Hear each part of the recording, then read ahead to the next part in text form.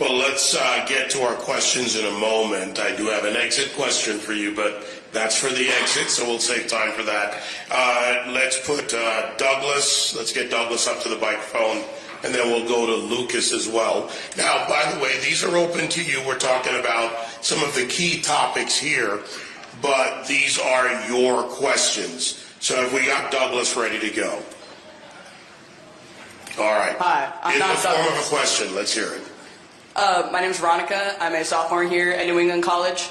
And so you say that you're like different and that you're coming from this new and different angle, but I've been reading your pamphlet and I've been listening to you talk, and it's full of classic conservative buzz phrases that I've been hearing for 8+ years. So my question to you is, can you explain to the young people in the room who you're attempting to disenfranchise with your raising of the voting age to 25, what makes you and what makes your beliefs different? Thank you. I appreciate the challenging question. That's why I love going to college campuses across this country.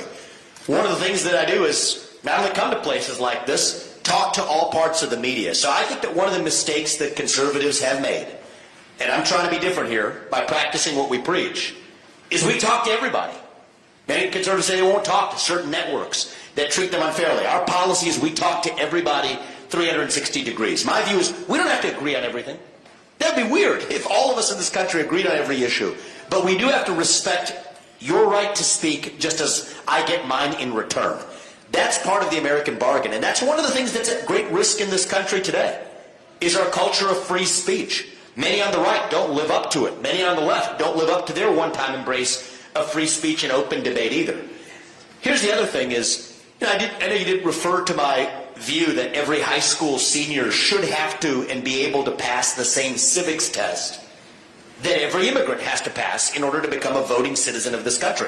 If we require an immigrant to pass a civics test to vote, I think that it should be a norm in this country that everyone who ages into voting should be able to pass that civics test. I met a 10-year-old at an event in Iowa last night who brought to me her printout. She passed to get a 100% score on that test. As a country-loving American 10-year-old young woman, I called her on stage because I was proud of her and want to set an example of what's possible. That is different than the conservative orthodoxy. Historically, I think the Republican Party has embraced, and I share this, an embrace of individualism and capitalism. The idea that I, as a rugged individual, can achieve anything I want in this country through free market capitalism. And make no mistake, I'm in favor of that. That's part of what you probably see in those slogans that I put on my pamphlets that you refer to. But there's another side to what it means to be an American, too. It's not just that we're individuals. We're part of a country that is bigger than just the sum of its parts. So America's both of those things, individualism and unity, democracy and capitalism, being part of something bigger than ourselves while also still being an individual, being a capitalist and a citizen. And what does it mean to be a citizen? We sometimes get accustomed to asking the question of, what do I get? Like, what does citizenship get me? What do I receive? Is it the right to vote? Is it something else? Well, let's study our history. We're at a university here. Let's get interesting. Women were citizens of this country even long before they had the right to vote. So there's all these puzzles of what does it mean to be a citizen? Here's my answer. Citizenship isn't about what you get. It's about what you give.